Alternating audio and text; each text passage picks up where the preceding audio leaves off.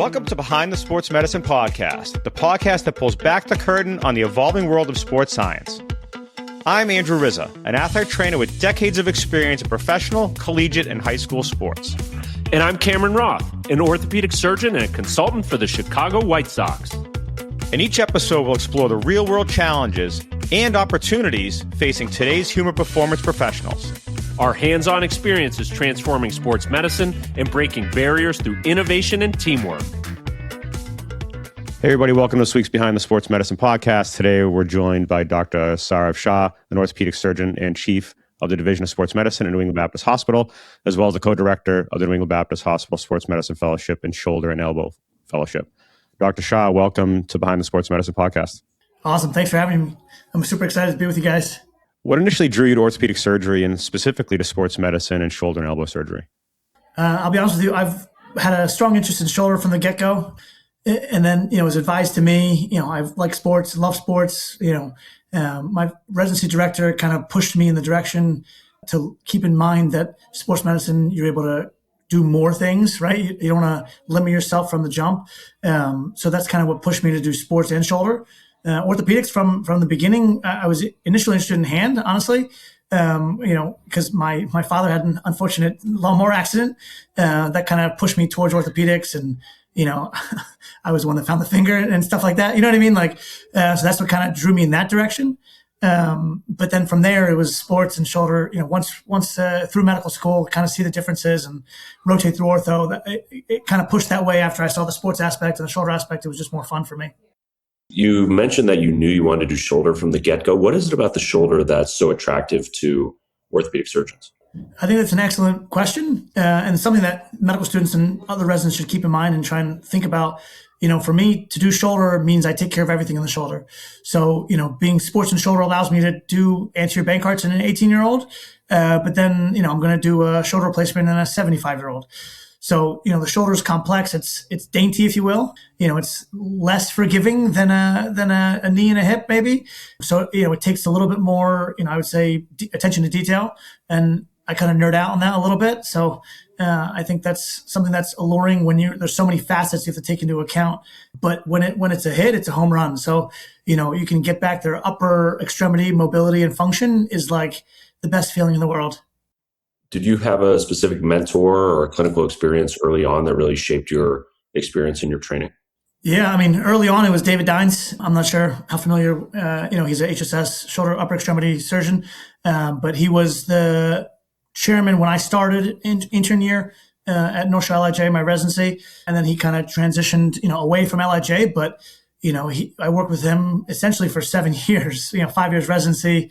And then I did my shoulder ball fellowship at HSS, and he's the one that recruited me personally to that fellowship. So, early on from the jump, he was kind of instrumental in pushing me and kind of forcing me to be the best that I could be, which is, essential when I was 24 years old, intern year coming into residency. So, it's a little bit needed when you're that young to push yourself to drive to be the best you can be. And as you know, as a orthopedic surgeon, it takes a lot to be a good surgeon, a good researcher, but also still be present at home. And it's a lot to balance. So he was instrumental in pushing me.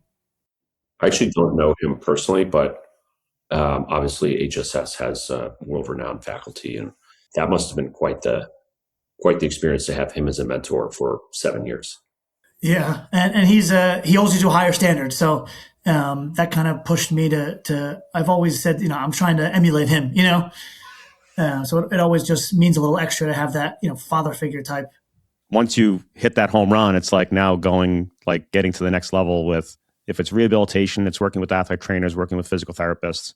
How do you as an orthopedic surgeon work with athlete trainers and PTs and sports scientists to connect and have the best care model to be able to provide for your patients? That's a great question, because it's a delicate balance at some institutions. Most of the Baptist connections, we have a good relationships across the board, so we're able to talk easily, texting, and that's kind of the personal relationships you need to have to maintain those balances of rehab. Open line of communication, I think, is the key. I give my cell phone number to all the PTs, and they kind of text me, email me if they have any questions or anything kind of closely related to the rehabilitation process, just to make sure we're on the same page. but it is a tight balance, and to make sure we're on the same page. Miscommunication with the patient. It's like, oh, the PT said this, but I said this. You want to avoid those at all costs. Now, do you have any athlete trainers that you work with that help to optimize the surgical outcomes for their patients or their athletes, or is it mainly they're combining forces with PTs that are also overseeing that rehabilitation protocol? Yeah, I think that's an important point to kind of highlight. The PTs help a lot immensely, obviously, with the rehab process, strengthening, range of motion. But then I do have like my set list of sport-specific athletic trainers. I did Merrimack Division I, for 5 years, hockey players for one.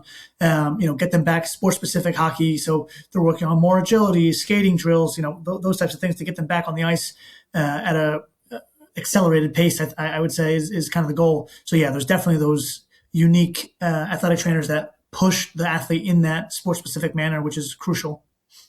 You emphasize communication. You wrote this great paper in maybe a slightly lesser known journal, but the novel approach to improving patient experience in orthopedics. And the conclusion you came to was patient-physician communication is paramount for enhancing and hopefully ensuring top patient outcomes. So how do you, as a clinician, practice that? And then how do you show that to your mentees and to your fellows and to your residents? Yeah, it's a great point. We've kind of adopted a different kind of model. Obviously I take my time with the patient in the room. They communicate through the portal on the EMR. We have Epic, they communicate through there. But the other thing that I found that kind of works, and it's not necessarily me point blank, but the team communication. So my physician assistant's able to do a pre-op telehealth.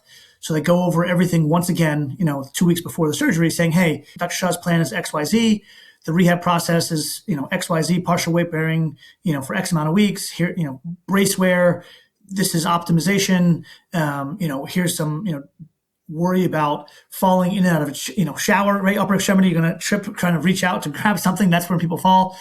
So those types of things, we kind of reiterate multiple different ways, not just me saying in the office, but then my PA does in the pre-op telehealth.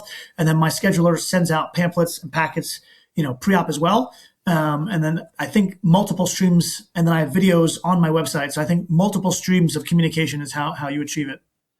Do you think providing patients with the maximum amount of information is always the most helpful, or do you find that some come back actually more confused?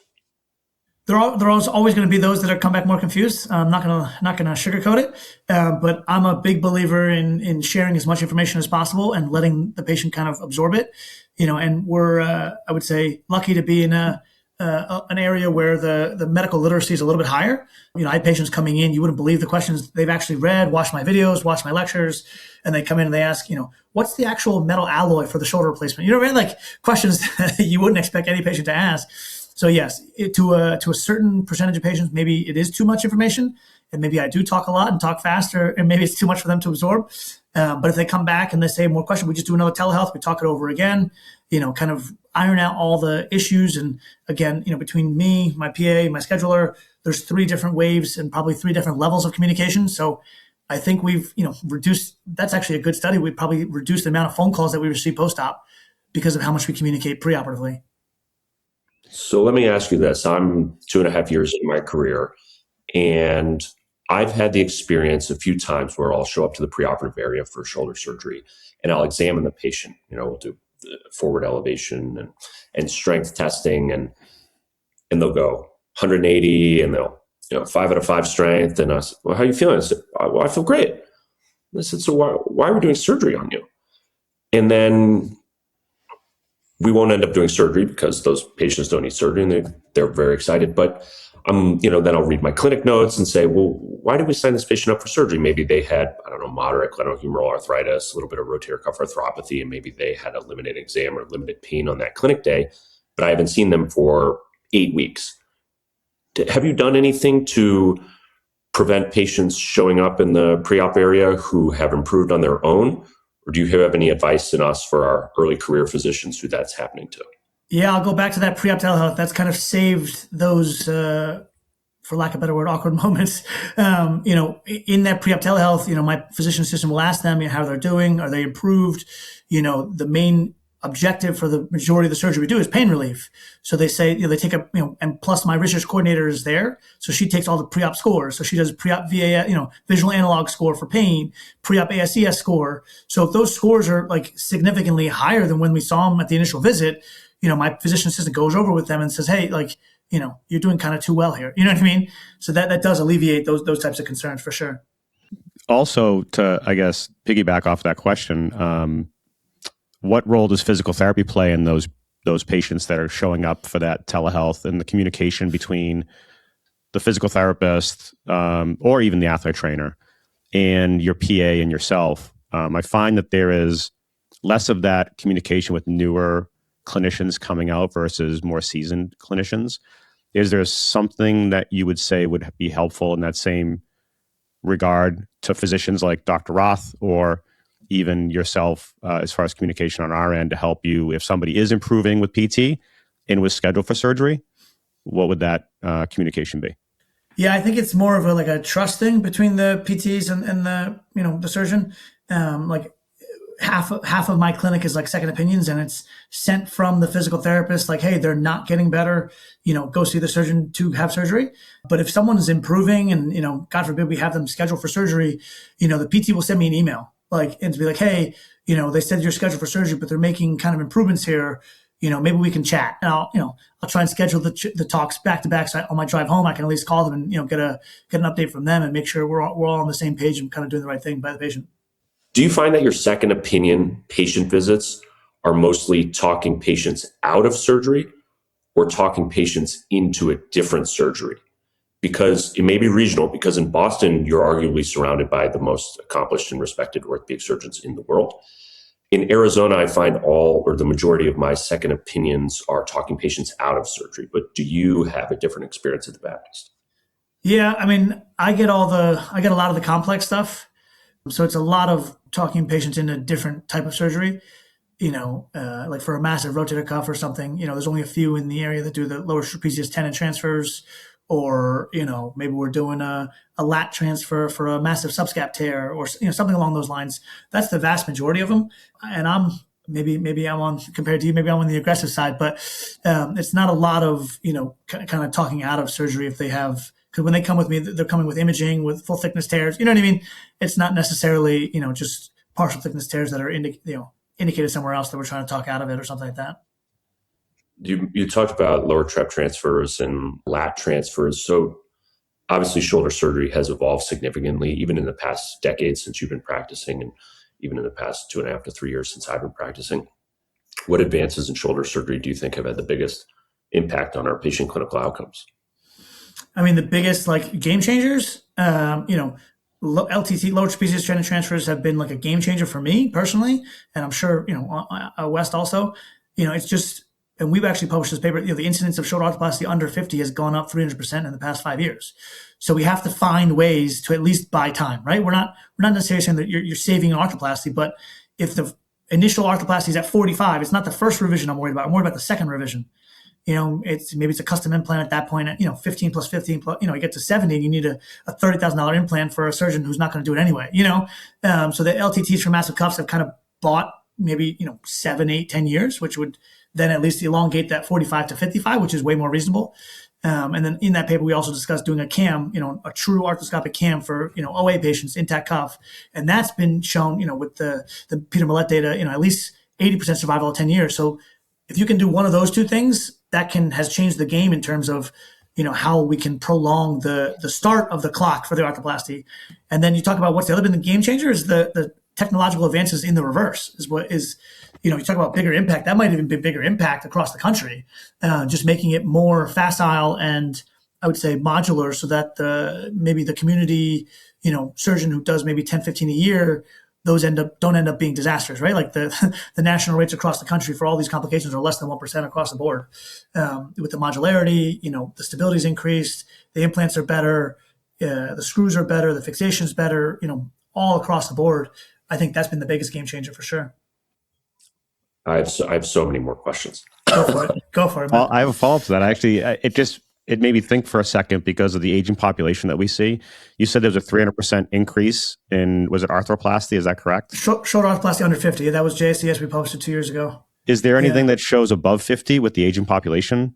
Because we do deal with a lot of patients that are over 50 or 60 years old that we see in clinic that have had rotator cuff tears, which we're trying to rehabilitate and avoid that surgical procedure.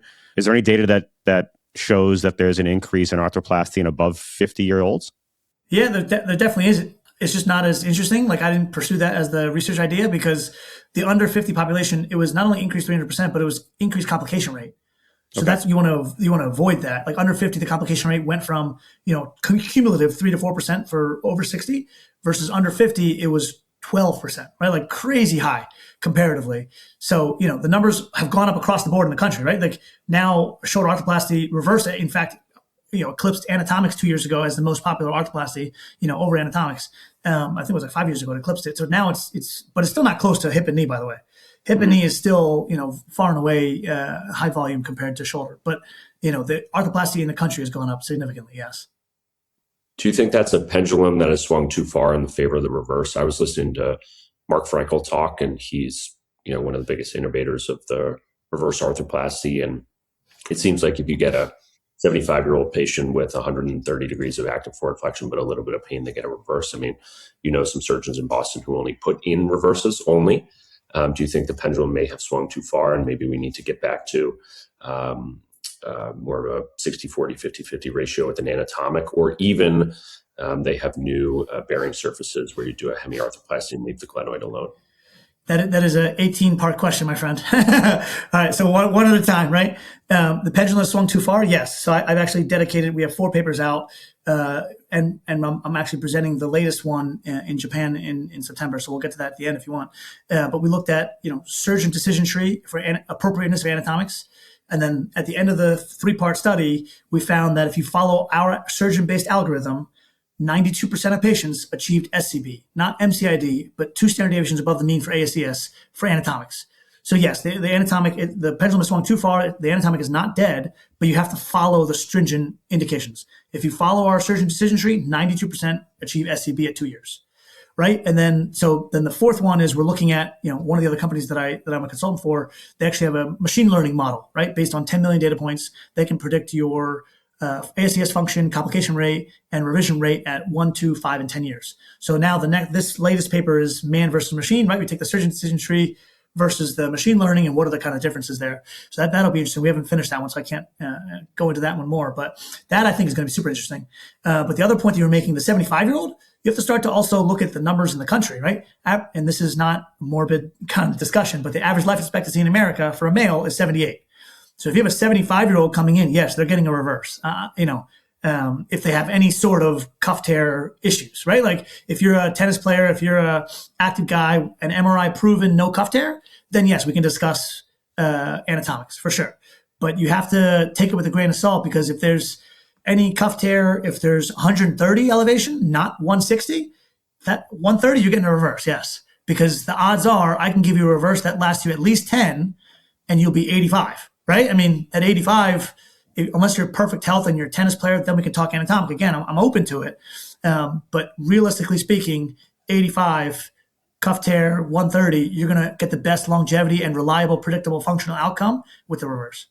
So I'm going to nerd out for a second, because you mentioned machine learning and my brain started to spin.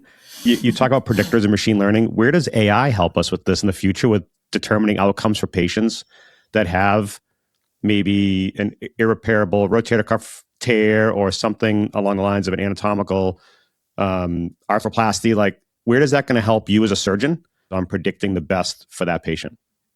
So there's 3 different categories. We don't want to lump them all together, right? There's the visualization, the 3D imaging glasses, right? Then there's the robotics, right? People, kind of conflate those two. And then there's the machine learning AI. I think the machine learning AI is going to help us the most in making decisions and helping us make decisions. The FDA doesn't want you to say making decisions, but helping us make decisions, because no human, no matter what, can hold 10 million data points and, and make those decisions, right? So that machine learning will help us. And that's where I think the comparison between the surgeon tree and the machine learning is also a good kind of combination. But in shoulder, this may be controversial, but the robot I don't think is going to be a big role. It's just not, right? Like the 2 that are FDA, we're not going to go into implant names and whatever, but there's 2 that are FDA approved.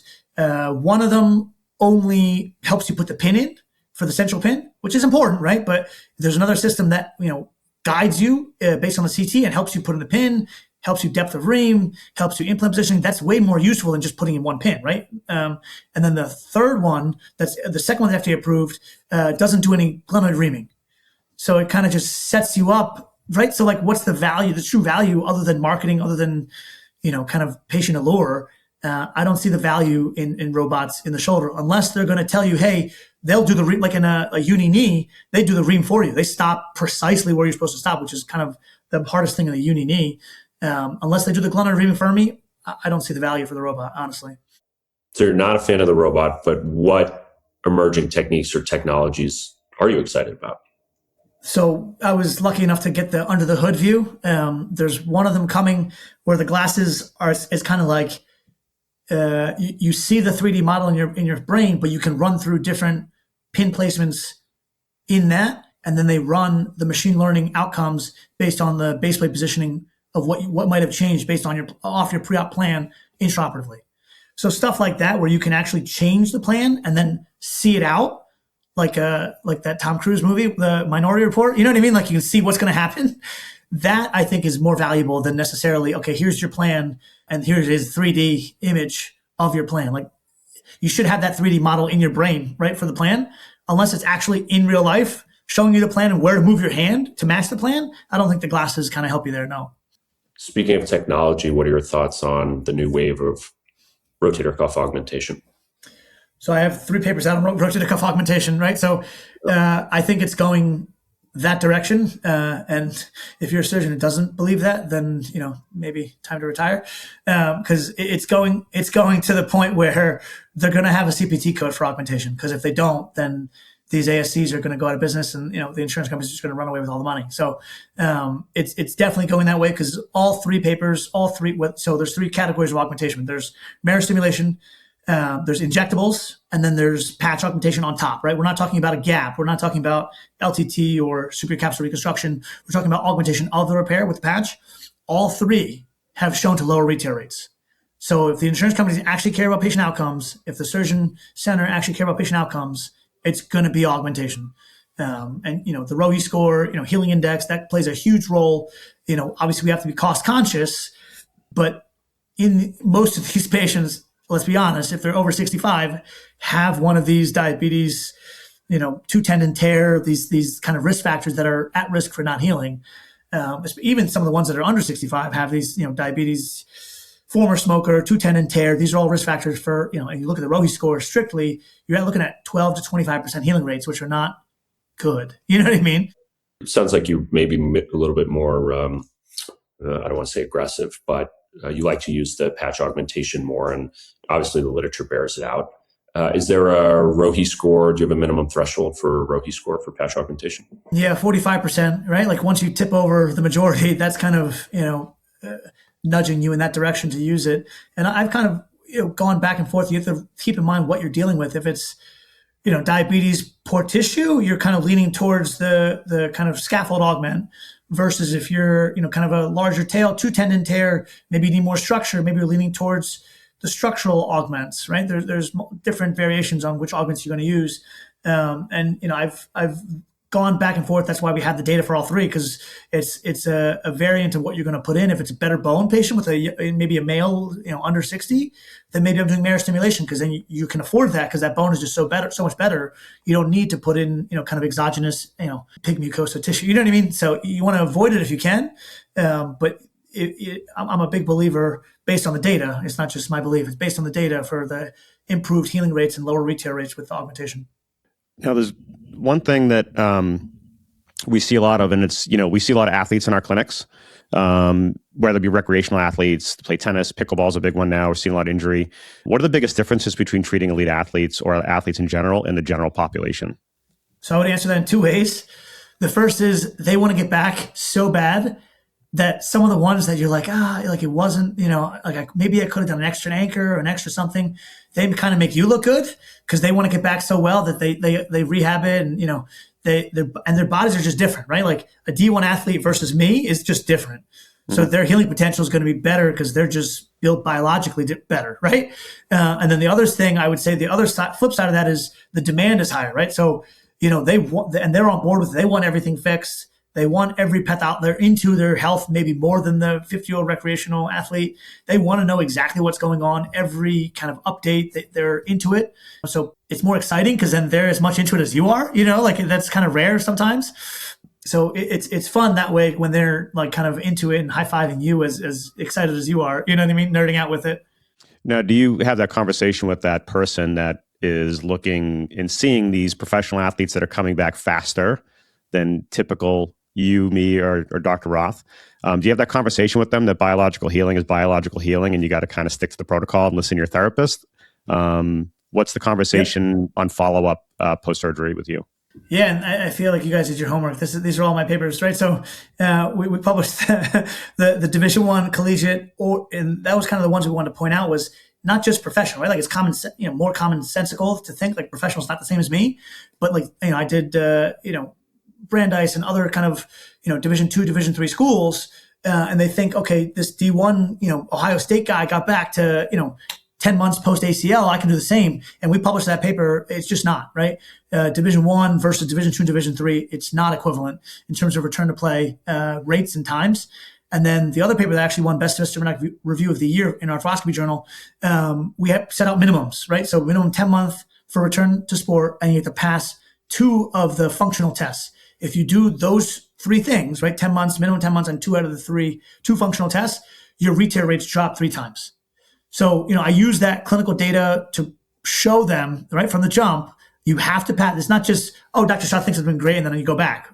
You have to pass objective criteria to go back, and then your re-tear rates drop significantly. And most of the athletes are able to buy in and understand that because it is objective data.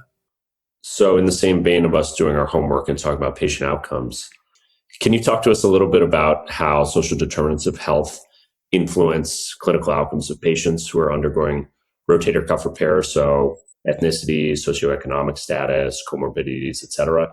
And how do we as physicians try to our best to treat everyone equally? Yeah, that's another kind of passion of mine.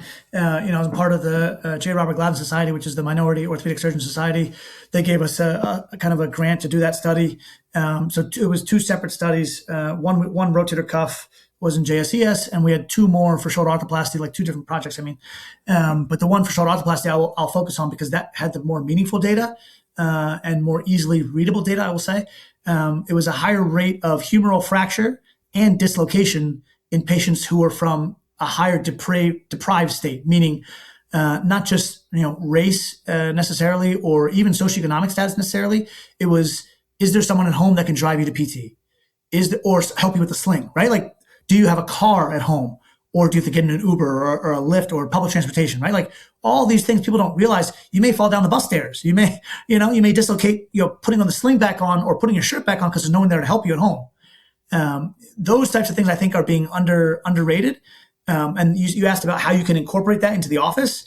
We actually published another study looking at different factors in the EMR that you can pull out to predict which ones are higher risk. And that was actually, it was higher area under the curve, meaning like predictability of outcomes, better than ASA, the anesthesia score. So it was like history of blood transfusion or, those types of things actually correlated better than the ASA score for predicting, complications. How are you screening your patients on a daily basis? That's my research coordinator helping on the back end, collecting all that data. I'm not capable of doing, I pay attention to most everything, but I can't do 100%. So she's there, she collects the pre-op ASES, VAS score, all these, history of blood transfusion, history of cancer, all these kind of other predictors that we have that and she does a great job of putting that together for sure. So for patients with a higher deprivation index, how do we reduce the number of complications that they have postoperatively? That's an excellent question. What we're trying, we haven't had enough data to be able to publish whether it's working or not, but how we're trying is my research coordinator through EPIC is able to collect all the social determinants of health. We put it into the model, and then we can determine whether they're at high risk, medium risk, or low risk.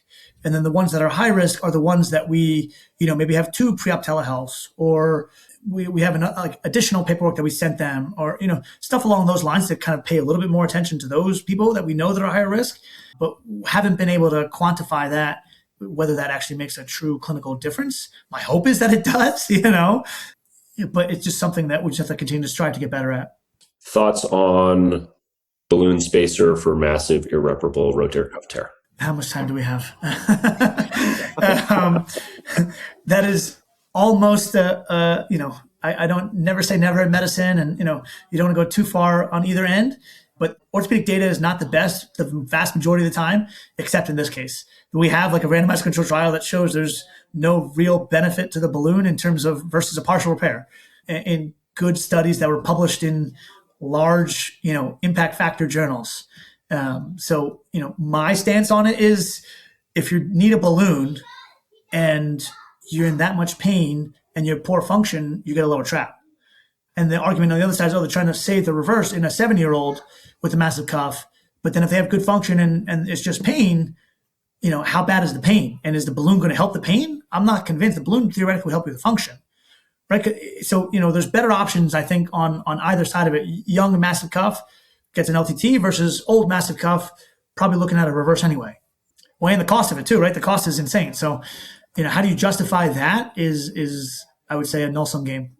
Agreed. I have one more question for the sake of time, and then we have a rapid fire that we do at the end. Let's do it. These one hitters. So many of our listeners are athletic trainers, PTs, residents, fellows. What advice would you give them if they wanted to get into a leadership role in sports medicine? Excellent question, and I tell it to all my fellows every day. This is not Walmart. This is not a clock in, clock out job. We are taking care of people. If you want to be the best that you can be, you got to put in the effort and the time. And it's not just showing up. It's not just caring in the room. If you care about the patient, go home and read. You go home and read. You be the most knowledgeable, most independent, hone your skills, go to all the labs that are offered, hone your skills to be the best surgeon, best physician, best scientist you can be. And that's how you take the best care of your patients. That's an amazing answer. And I'm going to replay that in all of the reviews I do for all my PTs. Well, because that's how you get in leadership roles, right? Everyone sees that, right? Yeah. Like, no one will question your, value or what you bring to the table if you're showing everyone else without even saying it, the hard work you're putting in and the knowledge that you have by demonstrating that. It does permeate, and people see that. And in my opinion, that's how I would lead. It's lead by example. And it's a fantastic answer, because we talk about this quite often and in my world in physical therapy and athletic training.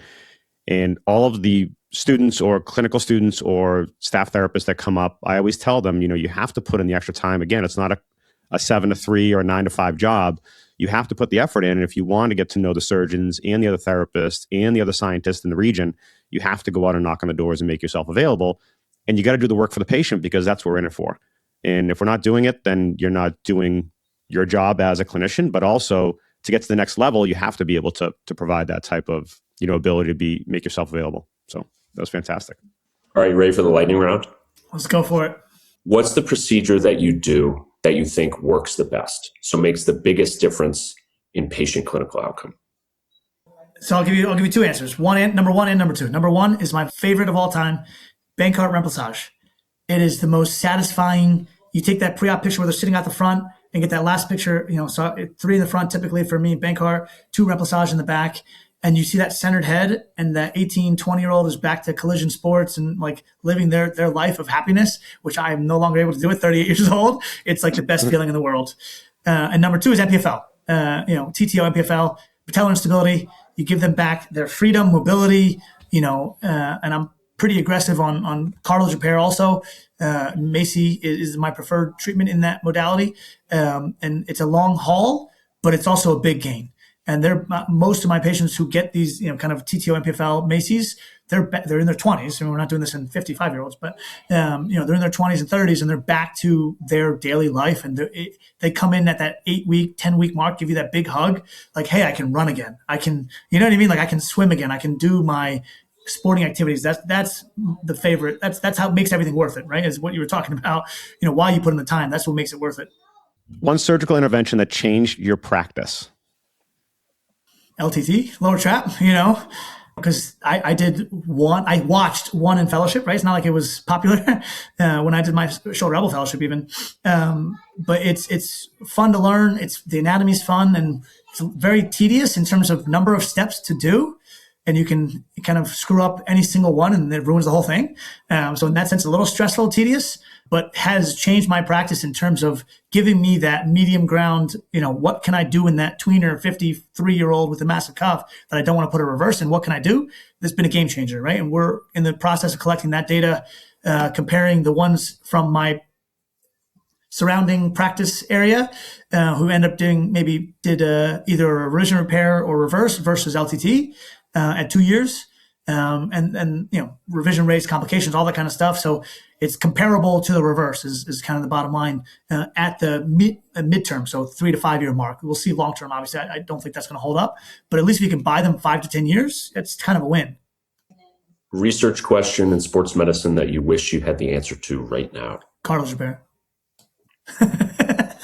Right, like we've like talked about this over and over and over again, and I've written papers, and like I've read all the papers about depth of penetration, microdrilling's making a renaissance return, all the biologics, augmentation. One of the best kind of augmentation for microdrilling marrow stimulation papers is this hyaluronic acid based scaffold, or injectables. There's this like I Am Legend type stuff where they using a virus, they virally transduced the chondrogenesis, TGF beta gene into chondrocytes, into chondrocytes, where they're like essentially making them higher impact chondrocytes and injecting them back into the knee. It's called INVASA, TGF beta injected chondrocytes, and it's increased tibial thickness of cartilage at 2 years. So that's still only phase 3 trials in the FDA, but like it's all coming, hopefully, maybe, but nothing is like clinical to show it more than 2 years. Best advice a mentor has given you? Best advice? I would say don't say no. People always say like, don't bite, don't kind of take too much off, bite too much off, and you can only handle too much. We're all type A people, right? If you go into orthopedics, we all want to do more. So if you just say yes to everything, and then you'll figure it out. Open so many more doors. I love it. Something outside of medicine that helps you stay balanced. My wife. Great answer. I love my wife, and she's been, obviously support, but she kind of holds you accountable, I think is the best way to put it. When I'm running a mile a minute, or, I'm talking a mile a minute, she's like, just take a breath, and it helps. It helps. So if we brought you back in 10 years from now, what would you hope has changed in sports medicine, both clinically and socially?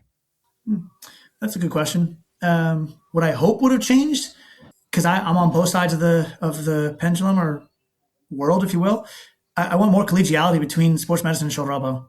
You're not enemies, which is what they're viewed as, and even a step further, maybe even combine, ANA and AOSSM. There doesn't need to be two societies, for ANA anymore versus AOSSM. And that way you can combine resources even. And then we have our own pack, ortho pack for sports medicine that can maybe get their augmentation CPT code. You know what I mean? Stuff like that, I think would be better socially and better, kind of functionality between us collegially between the surgeons.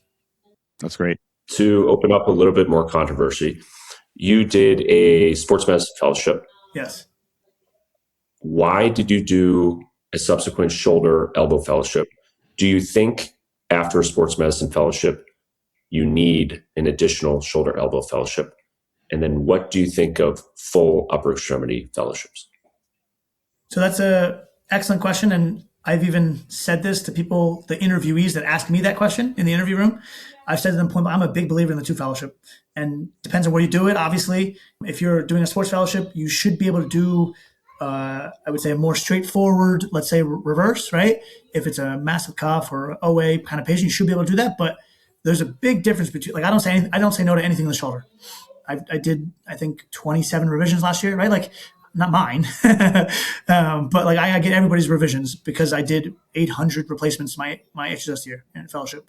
Like, it's just a different level of confidence and skill level that you can't possibly get in 1 year. Whether you do shoulder elbow 1 year or sports med 1 year, you can't. And then if you do shoulder elbow 1 year, you can't get that sports experience, right? Like my Baptist sports fellowship, I did count. I'd have to look up how many, but probably 300 rotator cuff repairs. You know what I mean? Like, the scope skills are just completely different on the sports side, and the arthroplasty skills are completely different on the shoulder elbow side. Great answer. Not as controversial as I thought. That's a great answer. Well, it's controversial because to the fellows, right? Like, you have to justify it to your family for putting in the time of being, essentially another, minion for another year making minimum wage, right? Like, you're never going to get that money back, but you're investing in yourself to take better care of patients so you'll be able to sleep better. That's how I phrase it. It's not financially ROI, it's peace of mind ROI. That's a good answer.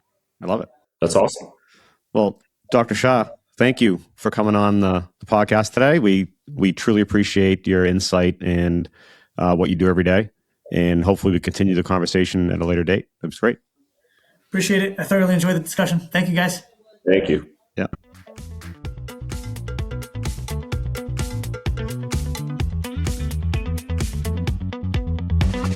Thanks for listening to Behind the Sports Medicine Podcast. Follow us on social media and check out our website.